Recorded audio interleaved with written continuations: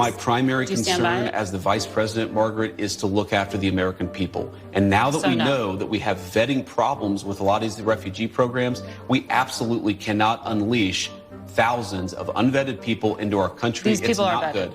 These people are vetted. Just like the guy who planned a terrorist attack in Oklahoma a few months ago, he was allegedly properly vetted, and many people in the media and the Democratic Party said that he was properly vetted. Clearly he wasn't. I don't want my children to share a neighborhood with people who are not properly vetted, and because I don't want it for my kids, I'm not going to force any other American citizens' kids to do that either. No, and that was a very particular case. It wasn't clear if he was radicalized when he got here or while he was living here. I don't really care, Margaret. I don't want that person in my country, and I think most Americans agree with me. We'll be back in 1 minute with more of our interview with Vice President Vance. It's hilarious how quickly JD Vance's "I really don't care" meme has spread around, as for the first time in a long time, our leaders are choosing to represent these citizens, regardless of how it might make them look in the media. Because I'm sure they'll run that clip the second they find their next kids in cages moment. But as much as CBS would like to ignore it, Biden's porous borders let in a lot of unvetted individuals. He's an MS-13 gang member wanted in El Salvador for aggravated murder. And he has an Interpol red notice out for his arrest. I'm not going back to Haiti. One of those threats is this illegal alien from Haiti. ICE says he's a gang member with 17 criminal convictions in recent years. Trump, you feel me? Yo, Biden forever, bro. ICE Boston quickly takes down its next targets, including this illegal alien from Brazil who has an Interpol red notice for armed robbery.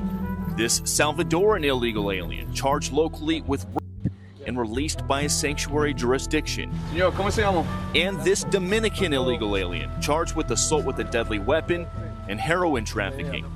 Officers also arrested this Guatemalan MS-13 gang member facing gun charges. ICE says he was released from local custody just the day before.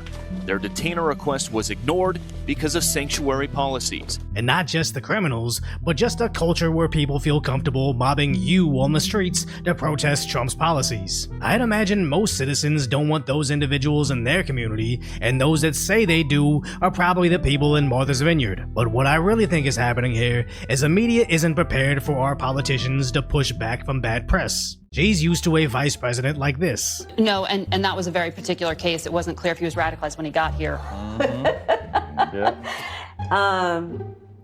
That is, if they could even get an interview, as for the last 4 years, they could rarely ask an unscripted question. But this administration doing the opposite is both a gift and a curse for the media. These people have served years of jail, and their lives have been ruined. Why not commute and in as many opposed to cases, pardon? listen to me for a Sorry. second. Yes. Stop interrupting. I apologize.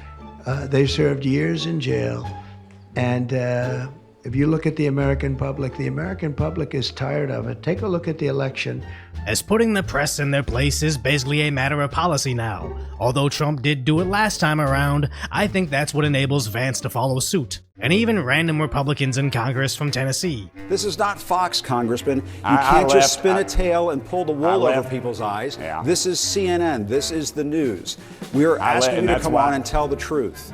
And that's why more people are watching the Cartoon Network SpongeBob reruns right now, Jim. As just one of the many examples of CNN lying was them claiming Trump was wrong about a certain medication, only for the same writer to completely change their position 3 months later. But meme accounts like Define Els called them out for it, so then they altered that same article to say, somebody still doubts this.